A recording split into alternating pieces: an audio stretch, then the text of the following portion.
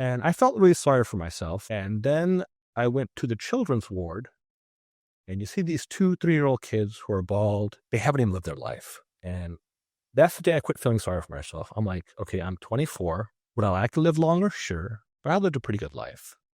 And these poor children, they haven't lived at all. What am I complaining about? And at the time, I'll be honest with you, I look back, cancer was the best thing that ever happened to me because at that time I was very arrogant.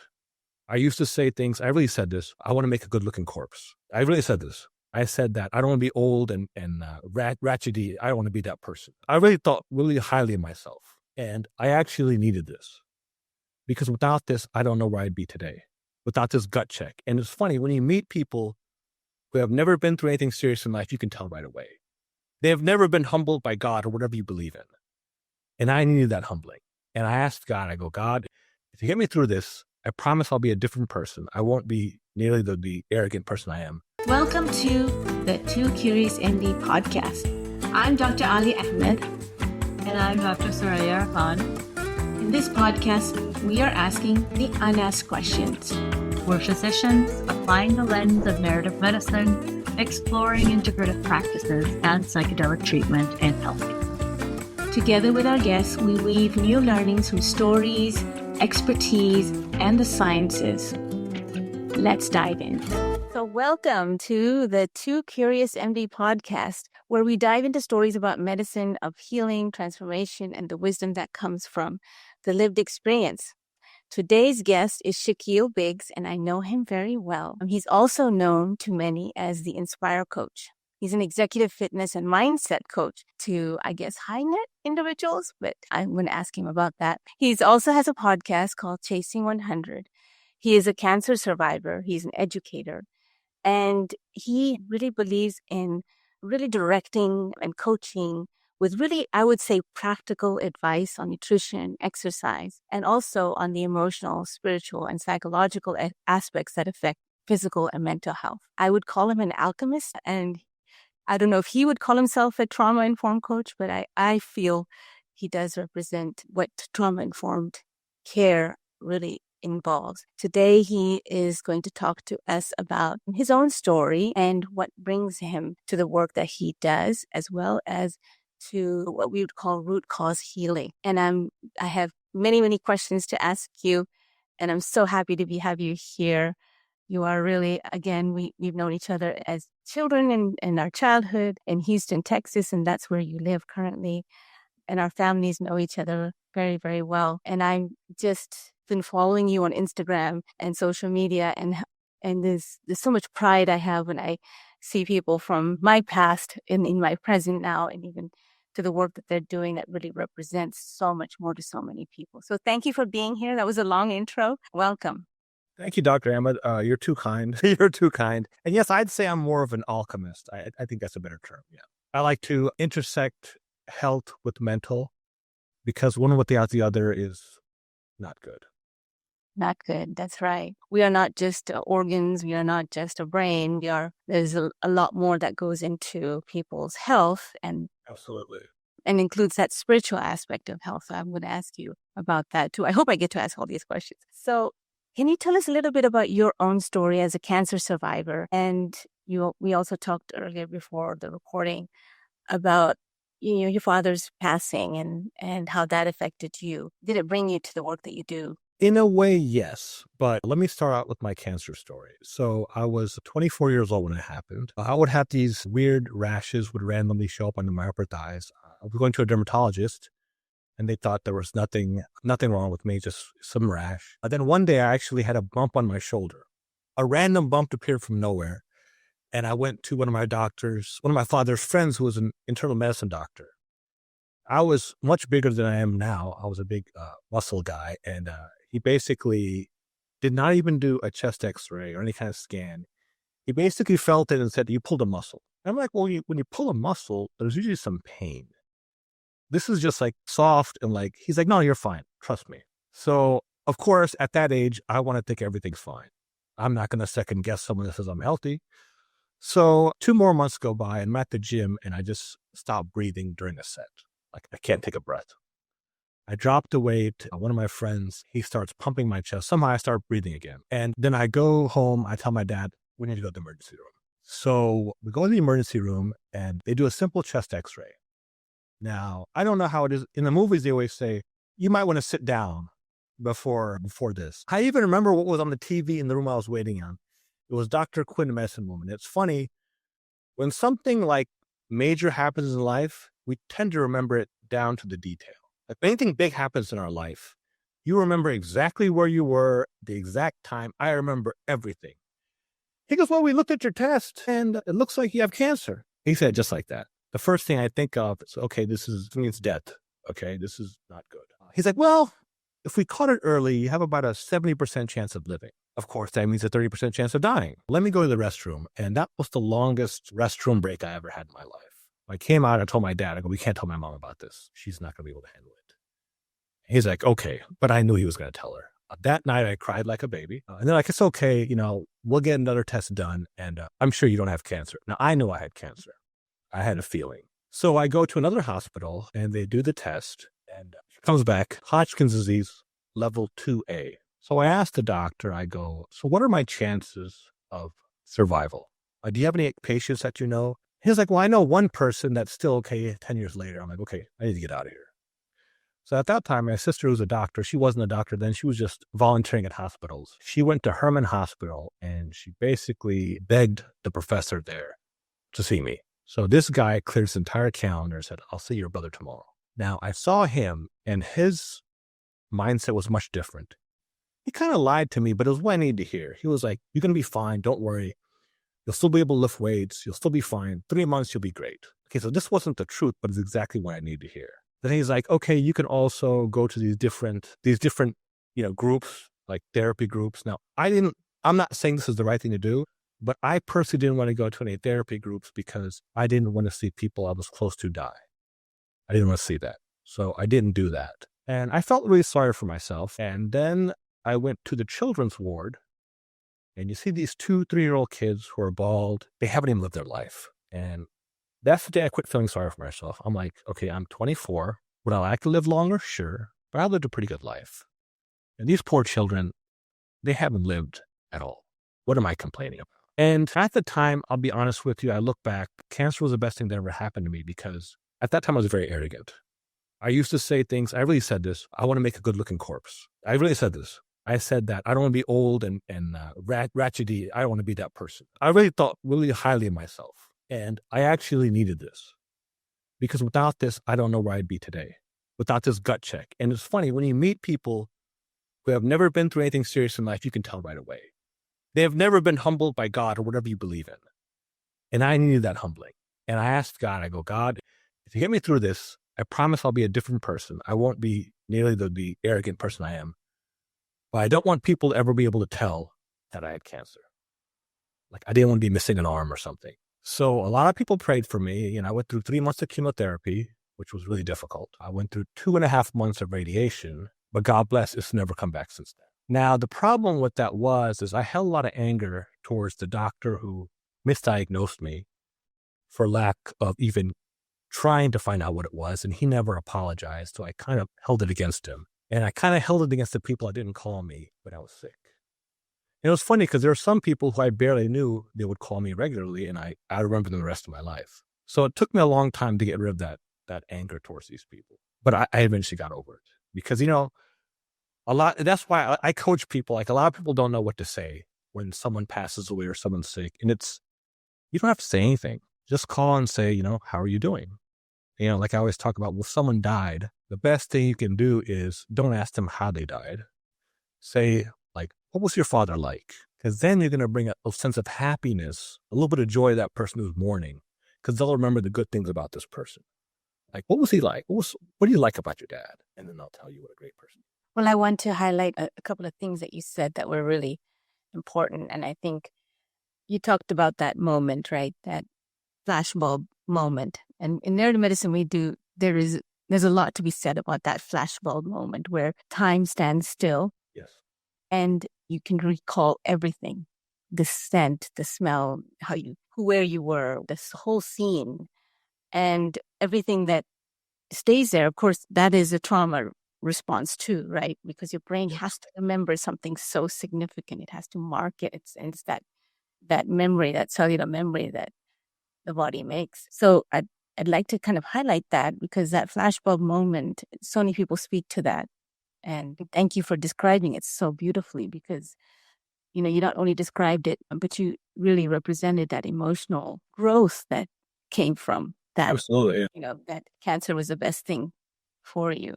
And I've heard that many times too from patients. And one of the things that I had to write about too, which is why I started writing and started to study narrative medicine, because there's that processing of the experience that writing can provide. And then it takes you back into that story, and then you get a version of it. You get one version of it that you can recall. But then by that writing process, you really kind of engage with your perceptions, and, you put it and you take it out of your body onto a paper, right? So you can really look at it in this sometimes objective way. So you really describe that like a story. So it's good because it humbled me. But also now when anyone is young and they get cancer, they call me. Because like, okay, this guy's been through it. He can kind of like, help you. Like, it's not the end of the world. Like, you go meet this guy. Like, he looks totally fine. Like, it's not the end of the world. And one thing I like to mention is I hate when people say that they beat cancer.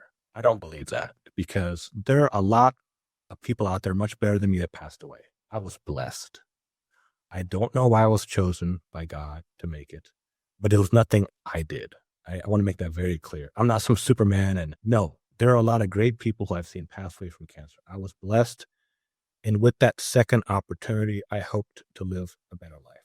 I've heard that as well from so many people too, that I did not beat cancer, because again, so many people don't make it, and there is that sense of moral injury, right? That you survived something that others didn't, and you carry that burden too. I'd also like to ask you a little bit about what you started to speak about, which had to do with your father and that relationship you had with your father. It's funny. A lot of people, especially as you know, in the South Asian community, they don't have a very good relationship with their parents.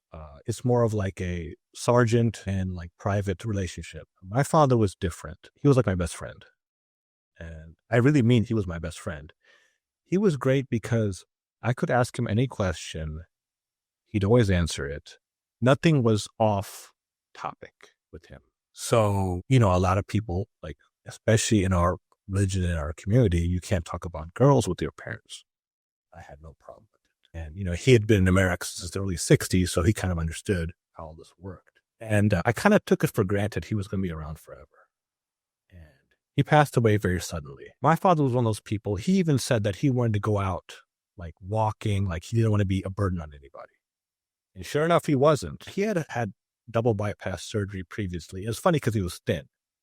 He was a type 1 diabetic, so it wasn't anything he did. He saw his cardiologist 6 months before he passed because he had a prostate cancer, which is very curable. And his doctor said, you need to put a stent because the radiation will affect your heart. So he, of course, got a second opinion from someone who said you didn't need it. And he actually went through the prostate treatment, and he was actually declared cancer-free. He passed away a week later. And at the funeral, one of his friends said, 8 months ago, we were on a car ride to Phoenix with your dad, and he passed out for 15 minutes, and he woke up and said, don't tell my family. Why would you tell someone this at the funeral of their father? So that made me think, okay, well, he didn't have to go. Of course, now I know everything happens for a reason. There's a time and place, but I had a lot of anger there. And I remember the last day he was alive.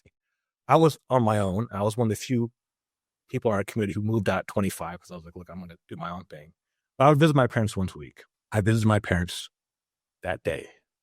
And I was watching a basketball game with my dad, and he fell asleep. And my mom said, okay, hey, you're leaving, kiss your dad goodbye. I go, yeah, I'll see him tomorrow. That didn't do it. Sure enough, that night, the ambulance came and took him to the hospital. And I get a call, and they're like, hey, your dad's at the hospital. I go there, and me and my brother are just joking around because he's been in the hospital before. It's not a big deal. And my sister got really angry with us. She goes, what are you doing? Don't you know, dad's sick. I had never, my sister. Yeah, I know. I had never heard her that angry. She never gets angry. I always tell people, she's the best person I know. And when she did that, I realized this is not good. I went and visited him, and he had a bunch of, wires connected to him and stuff. And I didn't leave his hospital bedside for 36 hours. People were like, oh, go eat, go whatever. I was like, I'm not ready to have to let him go. And then he passed away. And that was the start of my depression. It was so bad to where I couldn't even talk about him without falling over. They did like a big thing for him at a hall where they talked about his life, and I couldn't speak, and I was just crying the entire time. It was pretty tough. It was really tough, to be honest with you. And even now, I tear up just thinking about it. But but like I said, that was the start of my depression. Unfortunately, that went on for 2 years. So yeah. I know this is real, right? These are the emotions that we carry in our body: the anger, the grudges, the sadness. How did this kind of break down with the cancer? I mean, soon after, I imagine. Yeah, 5 years or so. Yeah. So, very recent in what you were going through. I remember the phone call after the fact, like, oh my God, what? Didn't make sense to me either, because I used to go and see your father at the restaurant. Right, exactly. I was like, that can't be right. And my father also passed away in the same time frame, probably 6 months later. I heard about that very late also. Yeah. Yeah. So back to your place where growth occurs in the Quran. I think it says, with every hardship, there is relief. Absolutely. With every hardship, there is relief. It's not before or after. It is actually with that moment, in that moment, and those moments that we carry in our body, that there's the growth. Tell us about that and to where it has taken you in your journey now. So at the time, I didn't see it. I developed a gambling addiction. I used to be someone that used to go out all the time, and I basically stayed indoors at all times, only to go to work and to the gym. And then I started taking antidepressants, and this was near the end of the second year. So when I started taking antidepressants, it was crazy because I automatically felt better. I couldn't explain it. There wasn't a reason. I just felt better. So then I got over my father's passing. I was like, okay, he won't want me to live like this. And I was taking these antidepressants, and I was like, you know what? I'm an addict. I'm addicted to this. I'm going to go cold turkey. Now, before I did this, I had a plan. So I started reading a lot of self-help books. This kind of started my journey, right? I was like, okay, how do I deal with issues without medication? I read a bunch of books, and one day I thought I was ready. I told my doctor, I'm stopping. No, you can't do that. You're going to spiral out of control. I go, just trust me. I know what I'm doing. And I quit that day. Now, the funny thing about some of these prescription medications, it was a side effect like the flu. I literally had the flu for a week. It's almost like they make these drugs on purpose to be like this. You have to go back. I was like, I'm not going back. And that was the beginning of my journey into self-help and dealing with issues without the help of medications. And I never went back.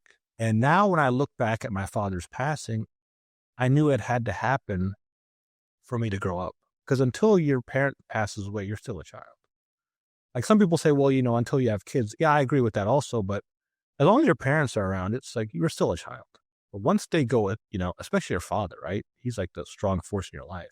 Especially in my life, he was so close to me. So it was really needed for me to grow up. And because sooner after my depression, I met my wife, and I got married, and life went on from there. Wow. Well, you are an Inspire coach. Yes. You inspire. That's my job, yes. But let me tell you something, Alya. I always tell people when people, go through struggles and they kind of get upset, I'm like, okay, if you were to build a perfect person, right, theoretically, would you want someone that had been through some things in life, or would you want someone who's lived a perfect life?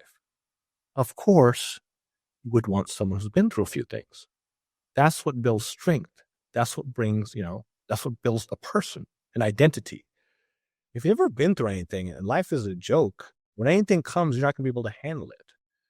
So all these things that I've been through, it just helped me made me a stronger person. So I don't look back at any of these things as a bad thing at all. They're all positive. It didn't seem at the time because I'm not all knowing, but looking back, it was exactly what I needed. Yeah. Wow. What would you say to yourself, to your younger self, the version who was arrogant and disconnected? I would say I think it's really good to have self-esteem, but what you have is arrogance. Self-esteem is like you're confident in yourself. You can do anything. You can put the work in. Arrogance is I'm better than other people. And I don't think that's the way to live. And you're not better than anybody. And if you continue this lifestyle, you're going to get humbled. Now, I've seen people like myself, and they all got humbled in different ways, maybe not cancer, but some other way, sometimes worse, sometimes better, but they all get humbled. Whatever you believe in, whether you believe in God or some outer force, they don't like arrogance. They don't like pride. They don't like arrogance. These are two things you can't have. Yeah. Well, it's the ego, right? It's the ego, yes. You have to kill that ego. It's the nafs or the ego and of self-importance, and we can talk hours about that. When you're young, it's really hard to control it because of society and media. It's hard to control your ego, especially if people cater to you, right? As you get older, it's a little bit easier, in my opinion, because that's why they call it wisdom, right? You don't have wisdom at 18 years old, but you could have wisdom at 48 from everything you've been through. I find it really ridiculous when you have someone who's 60 years old and they still have no wisdom. They still have no wisdom. I don't get that. I think it's hard to help someone who doesn't want help. Yeah, that's right. I mean, people seek wisdom as well. And I think wisdom comes from, vulnerability, being able to be open to sharing. And there comes the wisdom that you share too. I think people have a private wisdom that they keep in a box, right? For themselves or in their home, or when they go publicly, it's not the same persona that you're seeing. So my entire life is about growth and wisdom. I like to be the stupidest person in the room because I want to learn from others who know more than me. If I'm the smartest person in the room, I need to find another room. So seriously, about growth, getting better at stuff. I am not someone that knows everything. I have my specialties. It's funny when you talk to somebody and they're telling you how to buy and sell a house, but their brother-in-law is a real estate agent. Like, they won't take his advice. I go to the experts. So, like, a lot of my clients are doctors. And it's funny because I'm like, the doctors are always the people who never second guess me. And so I'll ask them, I go, hey, I assumed before working with you would second guess everything I tell you regarding nutrition and health. They go, no, I know my lane. I know what you're really good at. So I'm just going to listen to you and be successful. I go, okay, that's smart. That's the way I live too.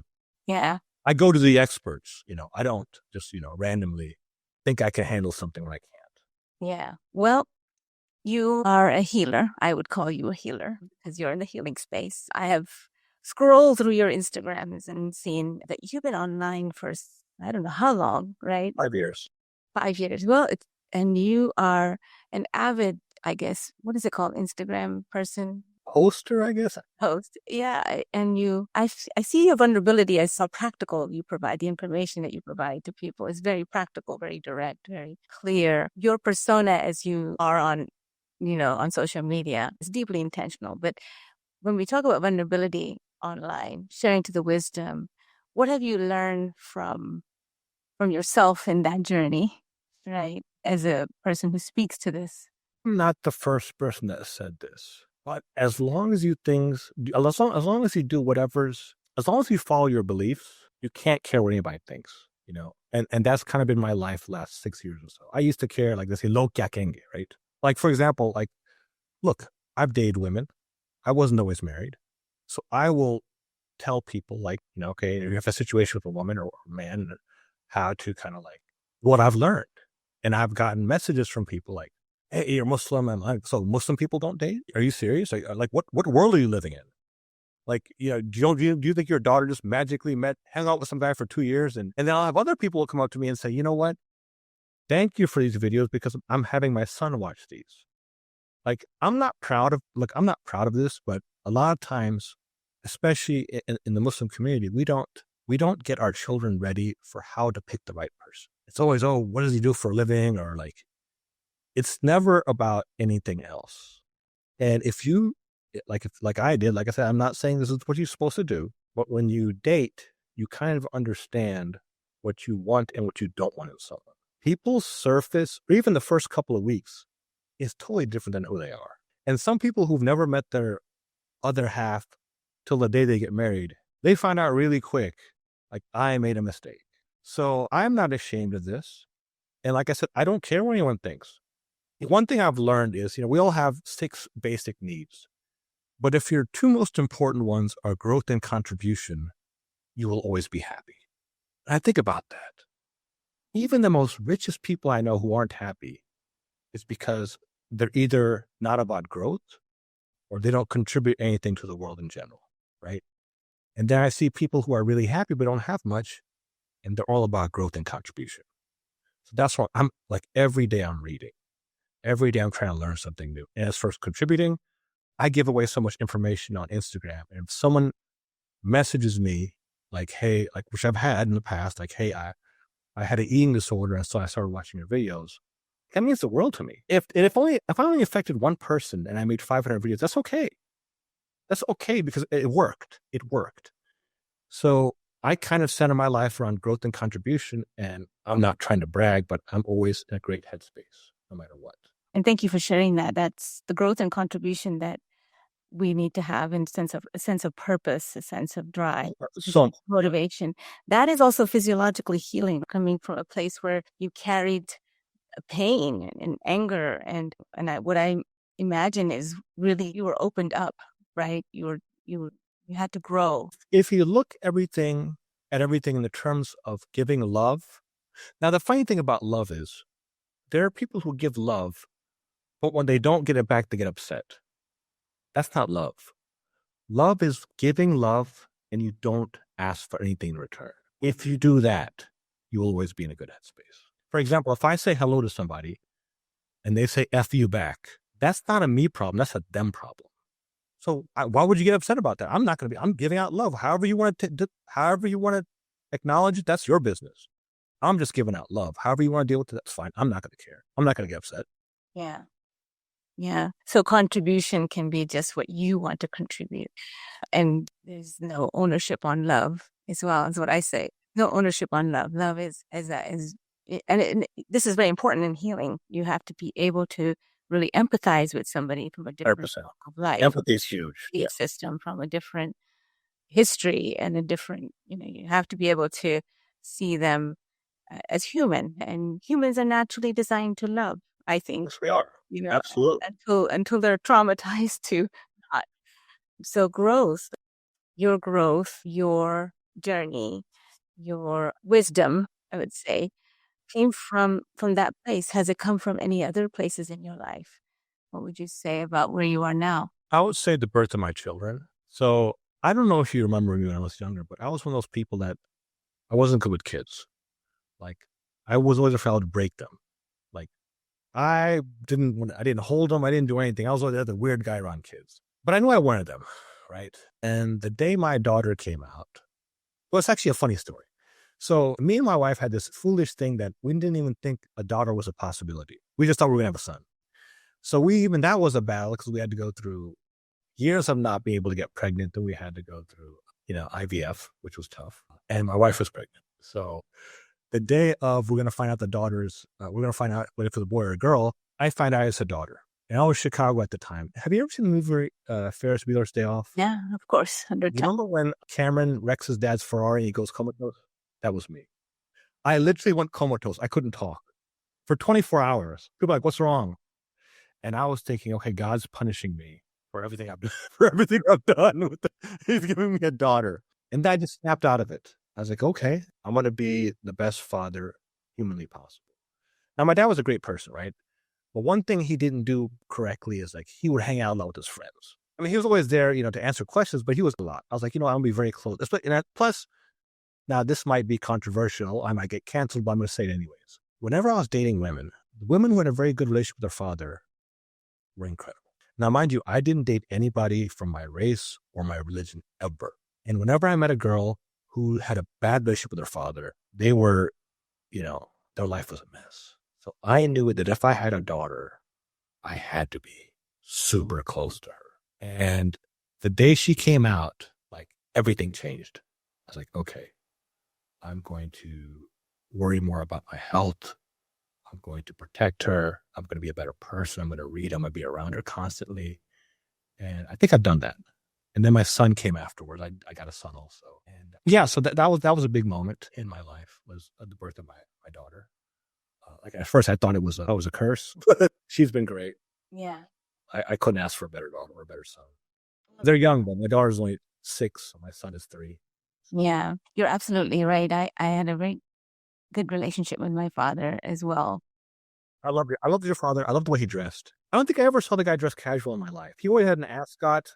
That's casual at all. We're in the dry cleaning business too. You'd be sitting there with a hat and rare tie, and he wore his one and he was he never wore t-shirts or jeans. Never. It never was casual. You're right. I respected that. I respected that a lot. Yeah. So that relationship you have with people in your life, and when I see patients, I do what we call an ACE inventory. I check to see what their adverse childhood experiences they have had, and also look at resiliency. There's also scoring on that. But I always look for, in the resiliency, if they've at least had one adult in their life. If they've had one adult in their life who was there for them in whatever moment they've needed them, there's usually that is a highlighter for resiliency, right? That is very, very strong correlate to resiliency. But I didn't realize it was also the father-daughter relationship, or mother-son relationship. His wife scene, yeah, it's very important. Yeah. I guess I look for men who have had a good relationship with their mothers. It makes sense, right? They respect their moms. To me, that's a kind person who, because I have 2 boys and they're very different, both of them, and they have a very different relationship with me because of their difference in their personality. But I think it is important for people out there, right, who are taking care of raising a child. Like, that relationship is such a vital. And a pediatrician, I'm a pediatrician too, so I used to look for it quite commonly. I'd walk into the room and say, okay, I would observe, like, what's happening here? Who's who here? Often you had to kind of do that, especially in the hospital setting, where cases were very, very heavy and decisions have to be made. And when you walk into the room, you have to be able to assess, like, what's the resources here. And I'm very, very sad to hear your experience, how you were told about your cancer. That's just, doctors do a lot of harm. Yeah, you're right. They do. They do a lot of harm. Words are very, very important. I was just telling one of my persons that I work with, that the words we use are so important. Like, everything you share is so important, because patients will remember it. They will remember it. You may not remember it, but they will. Word for word, yes. Word for word, they will remember it, and it rings, and it will ring always in their head. So, be very, very mindful of what you communicate and how you communicate. What people don't understand is that we remember the negative a lot easier than the positive. Right. So you gotta be very careful when you say something negative to somebody. Yeah. Gotta be careful. You got to, and it's a trauma response. Your brain will remember the negative before the positive. In fact, we forget more than we remember. It's weird, right? 100%, yes. So I wish we could remember everything, and there are people who can remember everything. That might be a curse, though. Like, it's just too much. So what drives you? I know you like good things. I remember you always dressed well as well. You matched everything just right. You drove the right car. Tell us about your cars. I know you and your brother have a very, I guess, fascination with cars. So it's funny. When I was single, I had a Porsche 911 Turbo, and it's funny when I got married. So this is a horrible thing, but I used to always test women, because even though I'm not a rich guy, you could assume I'm rich by the car and the way I dressed. So I would always, first date, I would take the girl out in an old Nissan Maxima to hear reaction. And if the girl was kind of like, well, not so great about it, didn't feel so great, I would never have a second date. I would never ghost a person, but I would never have a second date. Now, let me tell you about how I met my wife. So it was never planned. Like, people, I think that if you're one of those people that is like, I need to get married, it's not going to work. So I met my wife, which you're never supposed to meet somebody in a club, but I met her at a club. And she had a good sense of humor. I took her on a date in the Nissan Maxima. She didn't care. Then when I showed her the Porsche, she wasn't impressed. But the one thing about her is, and this is true to this day, she has never, ever flaked on me. Ever. So if she says we're going to have dinner at 7 o'clock tomorrow, it happens. And that's a very rare quality in men and women. Because back at that point, I was so choosy. If a woman even flaked on me once after 3-4 days, I was like, I'm done. She can't be trusted. And here's the shining moment where I knew she was the right person. So my wife is Brazilian, and she won some Miss Brazil, Texas contest. So we were at the celebration, and one of my best friends in the world saw her. He talked to her, and he calls me on the way home, and he's like, Shakil, I love you to death. Please don't hate me. I go, you can tell me anything. He goes, I don't think she's right for you. I go, why do you say that? She goes, well, she seemed kind of like uppity. The way she, she just seemed like she wasn't your type, like down to earth. I go, okay, you know what? I'm going to take that into consideration. So I go to her place, right? And she's sitting there at the table. And I said to her, you know, my friend Omar? She's like, yeah, he's like my brother. And this is what he said. I said word for word. I go, you know what? I'm actually going to take what he said seriously. Now, how would most women react? Shock. Shock or like, I don't care what he said. Who the heck does he think he is, right? Yeah. You know what she said? He doesn't know me. Right. You know what she said? And this is the exact word she said. I'm just going to have to prove him wrong. Okay. God has sent somebody to me. You know, my playing days are over. I go, if I bypass this, I'm never going to live a good life. I go, I couldn't believe the answer. Because, she had told me her friends felt a certain way about me because I didn't drink, right? And I was, who the heck are they? I would go off on them. She said, I'm going to have to prove them wrong. And I was like, okay, there's something special about this person. And, What would you say is special? I would call that agency, really. Agency, yeah, right. High agency. High agency. And it was just like, I was like, okay. And, we had our ups and downs. And see, and that's the one good thing about me being an open book. When I was dating with her, I brought her to a family event. I wasn't scared. How people hide their girlfriend? I didn't. Because I always told my parents, it was funny, my parents had a conversation with me. Maybe we're going off topic. I don't know.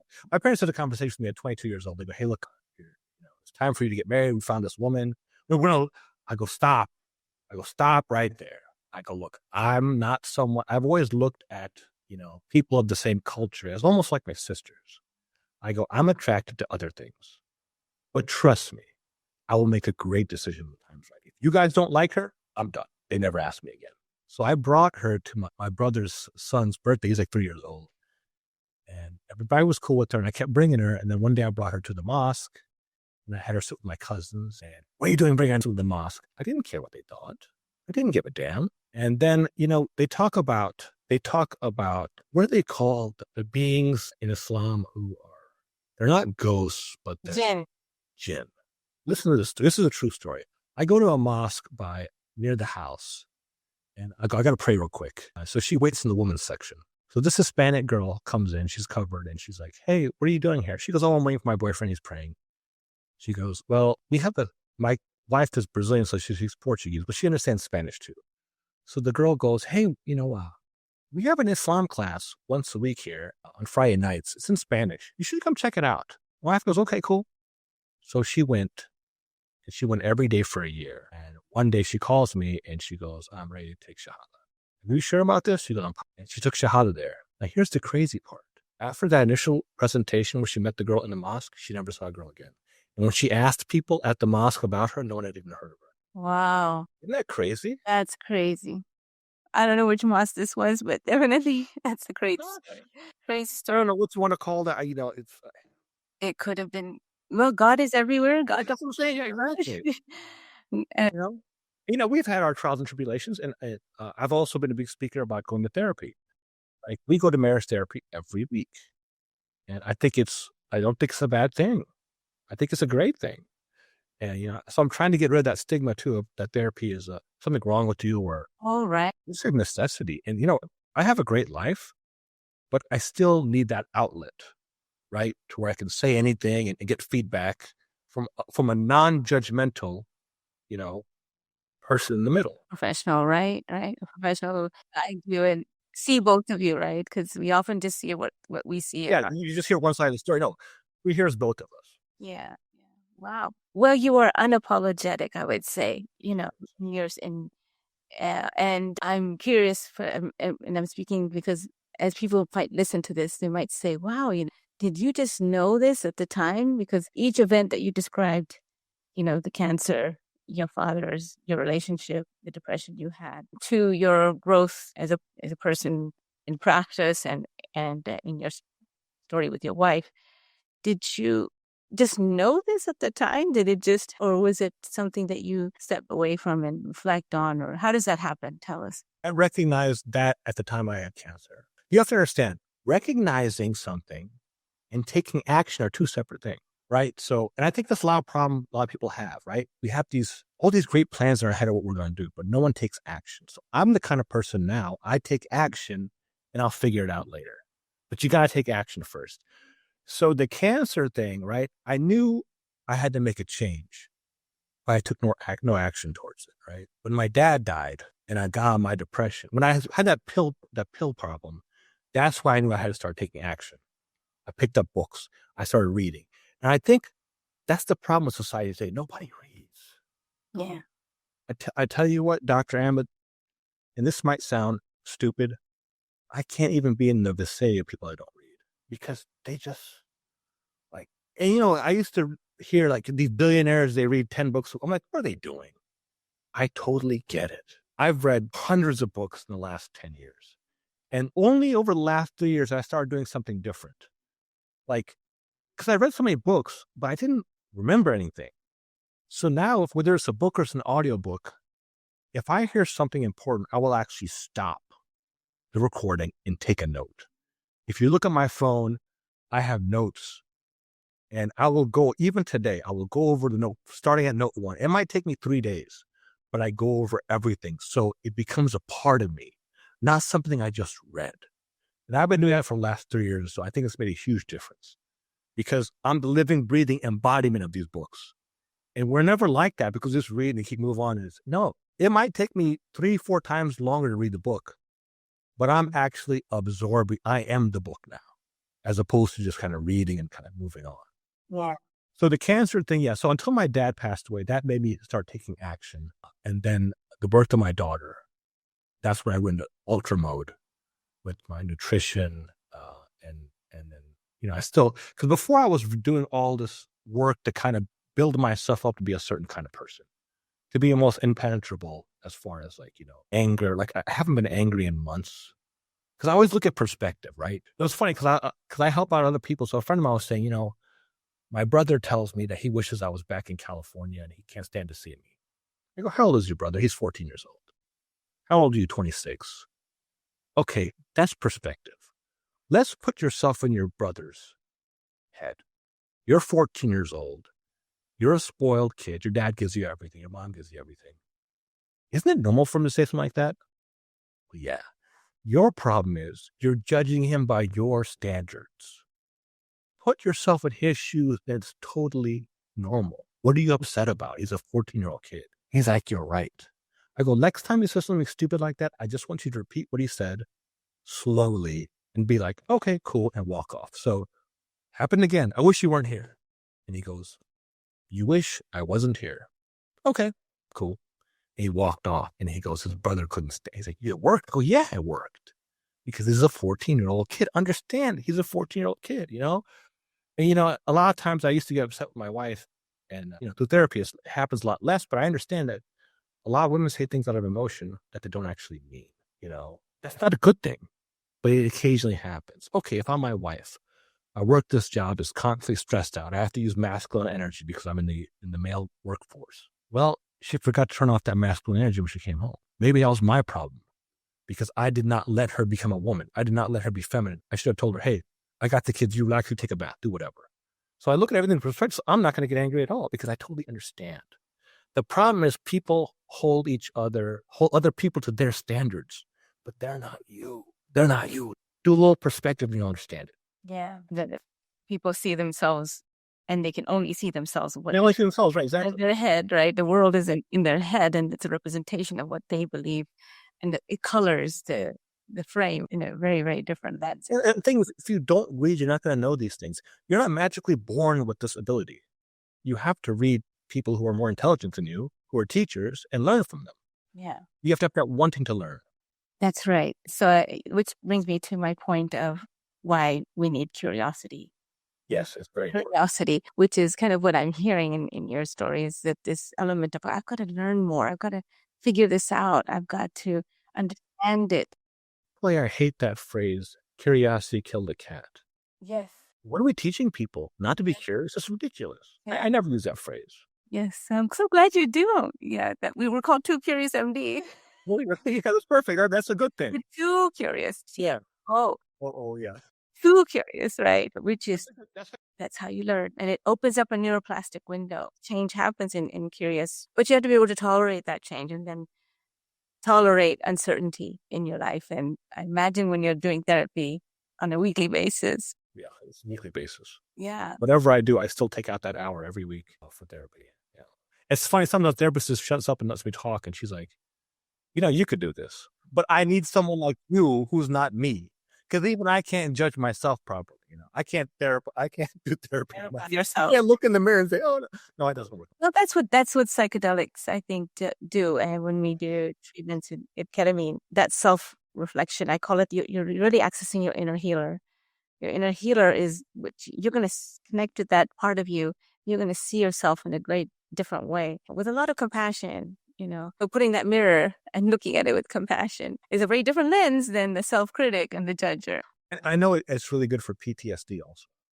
Yes. Yeah. Before I even knew about you guys and read about that, they were doing research, the government was, on people in the military. And they were having changes that couldn't happen within years were happening within 1 or 2 sessions. Right. So when I heard you were doing this, I go, you're the perfect person.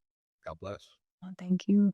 Yeah, MDMA, PTSD just, clears it. But it does require work. I mean, I would say these, just like any medication, because ketamine is a medicine. It is a medicine. I say this to patients. It's a medicine, but it's the key. It's just the thing that's going to open the door. You have to walk in through that door. Yes, always. Yes. So it's not a magic pill. And I think medicine is prescriptionized, where it's like you go to the doctor and it's right away, pull out your prescription pad. It's like this, there's almost an urge. It is an urge. No one tells you to eat better, exercise, just throw on a pill. Yeah. Yeah. So you're depressed. The side effects with that. I mean, you're depressed. Here's an antidepressant. You're anxious. Let's suppress that anxiety. Let's treat the symptom, not the cause. Right. And if you have to look back now on your health, I imagine the question I would have for you, tell me more about what that grudge and that anger and that pain, how did that manifest in your body? It manifested like right here.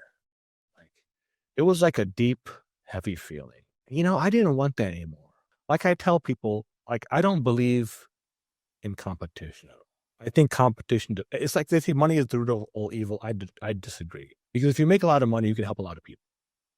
I think competition is the root of all evil. I always give this example. Like I was talking to a friend of mine. I go, this guy, he makes money by nefarious means, let's just say. He got this car. What do you think of that car? Oh, that car. Who cares about that car? He does this and this and that. I go, how do you feel when you say that, even though it's the truth? How does your heart feel? It feels kind of bad, to be honest with you. I go, okay, now I want you to, even though it's not the truth, I want you to say, you know what? I love that car and he's a hardworking guy. Just say it. Just lie to yourself. He does it. I go, how do you feel now? He goes, I don't have that heavy feeling. You see, and even though you might think you're not competing with that person, if you didn't have that fancy car, you wouldn't have cared. So even though it's not apparent, your subconscious is competing with the guy. So I always tell people, I'm not competing with anybody. Any other life coach, any other nutrition coach. I'm competing with yesterday's version of Shakil Biggs. Can I beat that guy? And I'm constantly trying to beat the guy from yesterday. As long as I do that, I'll be happy and fine. Wonderful. Wow. What a message that you really represent and embody, I would say. You not only speak through your own trauma, through your own pain, but you really represent it and embody it. And in such a powerful way. I wanted to highlight the word you said, impenetrable. How you chose that word, it's a very select word. You did not want to be impenetrable. Yeah. Why? This is when you talked about your cancer. Well, like I said, people, for example, for the last 5 weeks, I cut out sugar totally. And I hope to do this the rest of my life. People are saying, why are you doing this? Why are you, you're enough. I go, look, I know I'm enough, but I want to be an example for everybody. Because to me, like I said, like I talked about, so a lot of people, for example, their problem isn't eating. Their problem is boredom. Or maybe they deal with their stress by eating. So we have to change I can get them to quit eating food for 6 months, a year, but they'll go back to it. If I can change their identity, how they feel about themselves, then everything takes care of itself. So I've been able to work really hard. I'm 51 years old now.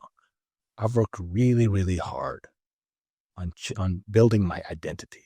So everything is easy. Everything is easy because I think a certain way. Like I said, imagine if you start thinking nothing bad ever happens to Alya. You might think that already, but a lot of people don't. Everything happens. No matter what happens, the worst thing could happen. Your child could get deathly sick and you're not upset. I mean, you care. You can do whatever you can, but you're not cursing the world. There is a reason for everything, even though you might not know it at the time. So I want to be that example, and I enjoy being that example. I enjoy what I do. I enjoy reading. I enjoy trying to beat yesterday's version of Shakil, because you know what? The first 40 years of my life were, what I say, wasted. I think, do you know the philosopher Naval? No, tell me. He's a really good philosopher. He says the worst thing the worst thing out there is a lazy man, one who's not contributing to society. And I'm glad you brought this up. So about my father, right? When my daughter was born, right, I was like, okay, how do I live up to my father? He was a big guy, like socially, right? Everybody knew who he was. He was a nice guy. He used to show up at people's hospital beds who he didn't know and pray for them. He would go to funerals of people he didn't know. I'm like, he had a purpose, right? What is your purpose? Making people laugh? Like, you're kind of the cool guy? I go, I got to find a purpose. And, when my daughter was born, a lot of times the child is the perfect purpose for people.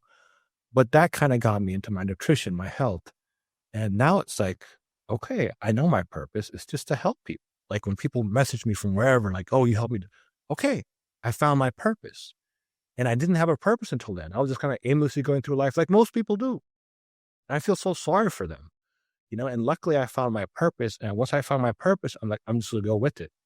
I have all these grand plans of doing this and doing that. And people are like, what if you pass away before you hit those plans, you reach those plans?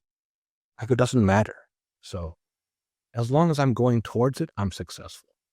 Like when you have a goal, whatever your goal is, become a doctor, become a whatever, if you don't enjoy the process, you're never going to get there. And when I say it doesn't mean you love the process, it might be difficult, but you don't have a passion for that process, you're never going to get there. So I've enjoyed the process of growth, of helping people, of trying to better myself so I can help other people.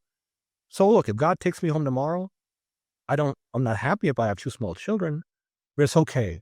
I died doing what I was doing, what I wanted to do. I think that's important. That is why you are called the Inspire Coach. You inspire. I could listen for hours to your stories, to again, the things that you really speak to are really powerful and very, very nuanced. You kind of, you could have taken a path this way or that way. You chose this way. There's a lot of action to what you describe. When you talk about intention, there's action, and then there's either passion or purpose. But which one is better? They say purpose is better because passion you can have, but it doesn't drive it further. It takes it to purpose is where you really, like you said, take it on a journey. You don't care about the outcome. And so then when you ask me, what are the subjects we can talk about? I tell you, I'm an open book, because what is the point of having knowledge if you can't give it to people? If you can't give it to the next generation, if you can't give it away, what is the point of even having it? I want to give away everything I have so I can help people. Like people say, what do you want people to say when you die? He helped me with this one thing. If people just say he helped people, or I'm happy. That's all I need. You can never be that's why I always say people try to compete on money. You can never be the richest person. You can never, be the best looking person, but you can always contribute whatever you have to society and to humanity.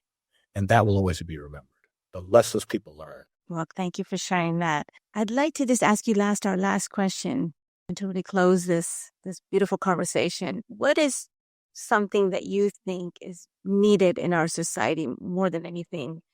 Maybe the South Asian culture, or even to our Muslim heritage, Muslim beliefs and our practice, or even to the larger audience as we're living now in this kind of turmoil of the world. What would you say what would be your message? I think we need to give more love. We need to give more empathy. And if you can't directly affect something, I don't think you can let it control your life. There are people look, there's a lot of terrible things going on in the world, especially in Palestine.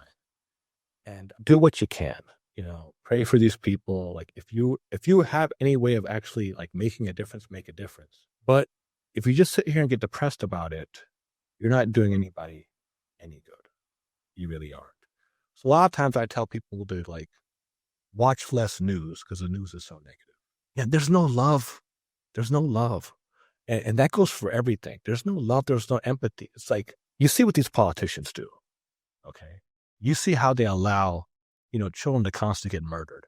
for $1 million donation, is it really that much money for you to kind of like, I'm a nobody, I'm a nothing. You could offer me $100 million and I wouldn't let, and to kind of murder this child. No, I'd be like, no, you get the hell out of here. There's no love. There's no empathy. It's all about me. And that goes for humanity. And that goes for like, you have this migrant crisis. You were born in America. Did you do something before you were born to have that right? No. If you had empathy, you'd understand that not everyone is lucky enough to be born in a country like America or Great Britain or someplace like that. Some people are born in war-torn countries. If they want to come here and you have room, and it's funny, when they come here, they're always contributing members of society more than people actually are born here. Right. Like, why wouldn't you allow them to? You know why? Because you have no empathy. You're not giving love out. So that would be my thing. You need more empathy and more love and more understanding. I don't think enough people have this. People live in their cocoons, and I think that's much needed. That's correct. That's really quite accurate, right? Love, connection, empathy, and witnessing, I would say, is being able to witness somebody else's pain or somebody else's process. And that's something that's very missing. Even though we witness so many things, we're just kind of immune to witnessing. We're witnessing so much, but we really are immune to the actual witnessing of something. And I wish more people just wanted to wish the best for everybody. Even people you don't know. Just wish the best for them, Like I said, being negative, it hurts your soul. And like I said, even if you're Pollyanna and you're always happy and you're always wishing people the best, it's better your heart feels much better being like that. I'd rather be that way than the other. Sorry. Thank you. Well, we'll close here, and thank you for being our guest on. Thank you for having me. I'm honored. If somebody had to contact you or to reach out to you, what would be their way of communicating? Sure. Easiest way is my Instagram, which is @TheInspireCoach. I also have a podcast with my co-host. We have an Instagram also. It's @Chasing100Now. And these are both Instagram, YouTube, and TikTok. Thanks for joining us on the Too Curious MD podcast. We hope today's episode inspired you to ask new questions and explore fresh perspectives. We challenge you to ask us those unasked questions that you're curious about in your medical practice, condition, health, and wellness. If you enjoyed the podcast, don't forget to subscribe, share it with somebody just as curious, and leave us a review. It helps us keep the curiosity alive. Post or comment with a question or curious inquiry that you have and seek to explore or learn with us. Stay curious, and we'll see you next time.